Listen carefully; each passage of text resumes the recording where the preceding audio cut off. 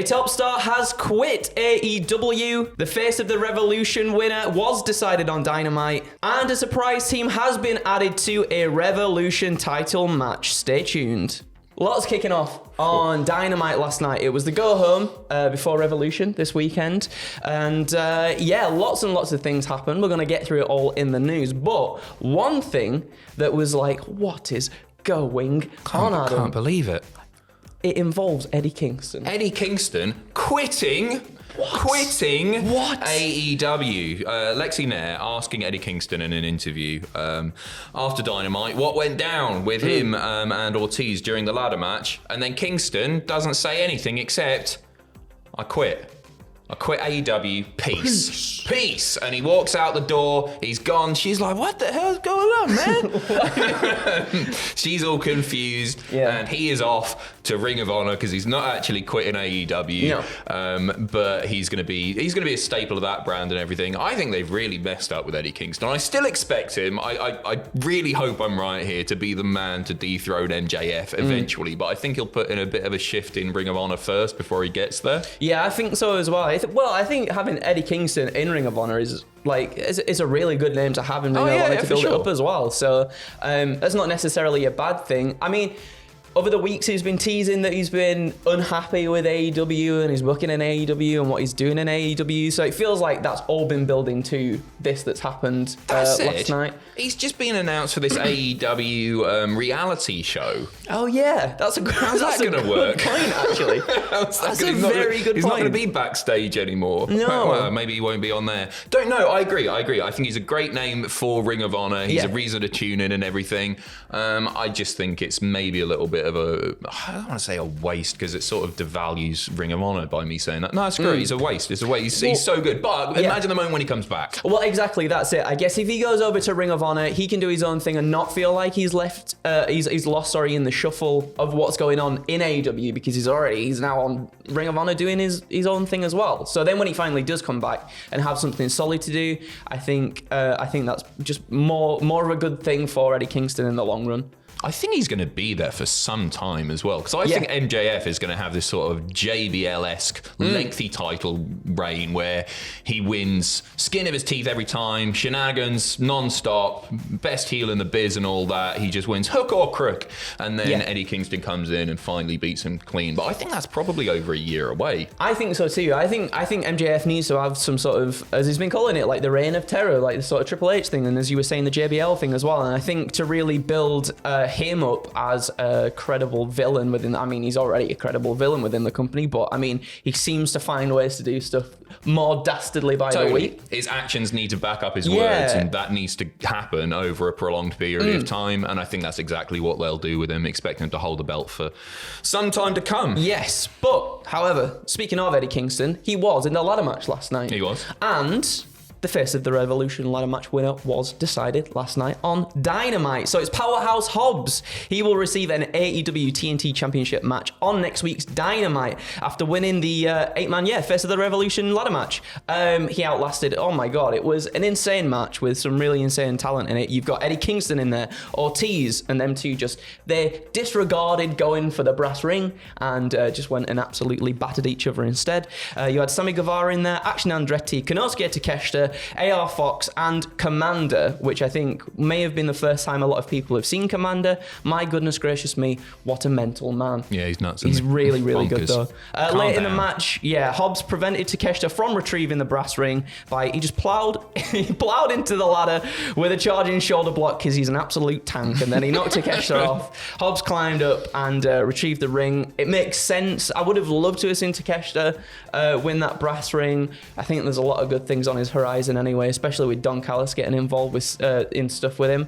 Hobbs, it makes sense, I think. If Wardlow is to pick up the TNT Championship, they still have a little bit of a history, and also Samoa Joe as well. Obviously, we saw the triple threat between the three, I think, at the last pay-per-view. Ultimately, we're getting some beef no matter what happens. Yeah. Whoever wins at Revolution, whether it be Samoa Joe or Wardlow, we're getting more beef. You'll only have to wait until Wednesday. It's sad though, I think. Go on. Because if Wardlow does win the championship, maybe this is a sign that he doesn't. If Wardlow does win the championship at the weekend, because I kind of want Hobbs to do it. If you don't pull the trigger on Hobbs either now, like, I think a lot of momentum's been building behind him. And you don't want to take that away from Wardlow so soon, because he also needs to, I think he deserves to be put in the spotlight.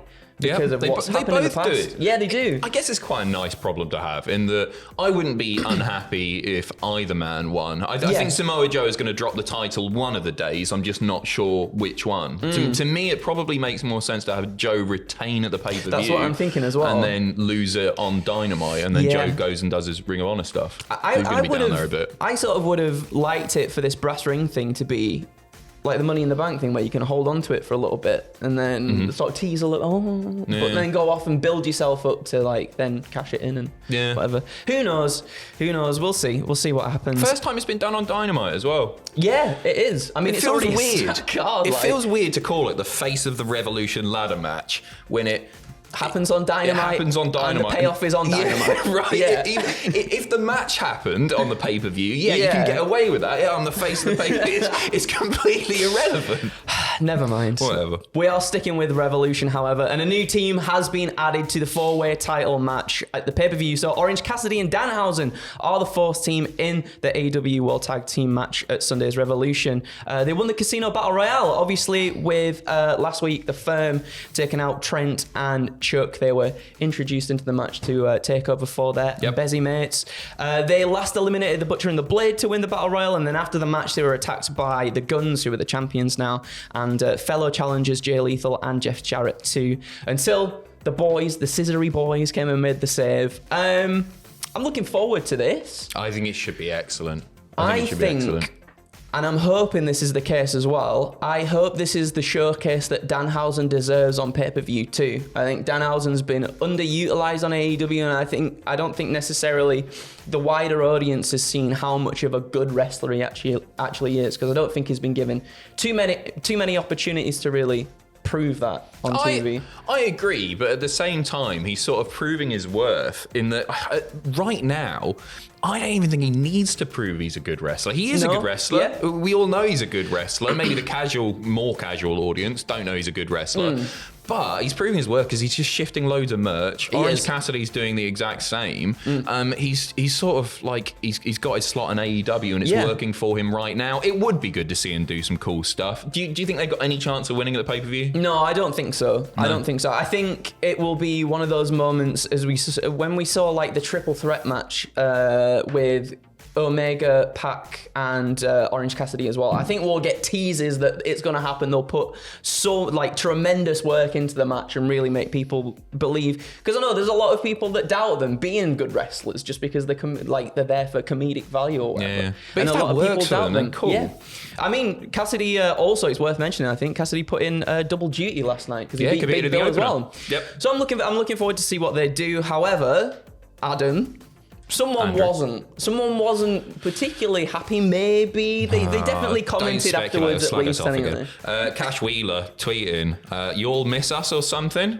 I mean, I do miss them, to be honest. Yeah, I was expecting them to be the jokers in the tag team match. I think everybody was. Yeah. I think everybody was. There were chants last night as well. Worked Wrestling with an interesting tweet after Dynamite saying, despite how things may seem as of right now, FTR are still the team slated to eventually take the AEW Tag Team titles off the Gun Club. Make of that what you will. Yeah. I think it makes a lot of sense. Personally. It makes a lot of sense too, because I think the last televised match FTR had was against the Guns, and the Guns eked out the win in that. So it makes sense for it to come, I guess, full circle and for FTR. I'm thinking, if you watch pitches, you can go and watch the pitches that we did yesterday. I think that FTR, if their contracts are running out and they do decide to go off and do the indie stuff like they've talked about for a little while, I think they pick up the belts, have a nice little run, regain the legacy that the Guns have taken away from them. That's been a bit of the story and everything. And then finally you have the Acclaimed get one over on them and win the belts back again. I can't work it out with FTR. I miss seeing them on our screens a lot, definitely. But I have no idea what's happening backstage. Not a clue. I find it a little bit tiresome at this point. I just want to see them back on TV because I find them really, really entertaining. Absolutely. Again, we're sticking with Revolution, Adam. Do you want to go through the match card for the lovely people? Let's do this quickly. Predictions coming out later on the channel. tonight, so check those out. You got in the main event, let's start from the top and work our way down. No offense to Christian Cage versus Jungle Boy at the bottom there. MJF versus Bryan Danielson, 60-minute Iron Man match for the world title. You've got the Guns versus the Acclaim versus Jay Lethal and Jeff Jarrett and Orange Cassidy and Danhausen, 4-way tag team match for the tag team titles. Moxley versus Page in a Texas death match. Joe versus Wardlow for the TNT title. Jericho versus Starks, and the Jericho Appreciation Society are banned from ringside. You've got Jamie Hayter versus Saraya versus Ruby Soho. Come on, as long as Saraya doesn't win, I'm happy. You've got the Elite versus the House of Black for the Trios Championships, and you've got the newly announced Christian Cage versus Jungle Boy Jack Perry in a no-holds-barred match. Woo! 8 matches. I know one's an hour long. I was going to say, 8 matches is actually quite refreshing. I'm kind of cool with that. And there's some good stipulations in there as well. Like, I am looking forward to seeing a lot of these matches play out. Yeah. Moving on. Final. Nice news to finish things off. It's a bit of TMZ for you here. We love a bit of TMZ here at Cultaholic. Solo Sikoa has gotten married. Woo! So WWE star Solo Sikoa is now a married man. So Sikoa announced yesterday on Instagram that he was recently hitched. He captioned the video that had photos from the ceremony with, "You're forever my blessing. I love you, Mrs. Fatu." Oh, it's horrible. Why is it calling her that? It's their name, isn't it? Yeah, congratulations to him. Lovely man, very talented man, bright future ahead of him. Yep. And now a married man. Put a ring on it. If as Beyonce said, if you like it, then you shoulda, coulda, woulda, put shoulda, woulda, smashed ring it. on That's it. the end of the video. Bye. Thanks for joining us. We'll have predictions later on. We've got a second news video coming up later as well. But until then, it's been our pleasure to deliver you the news, and we'll see you in the next one.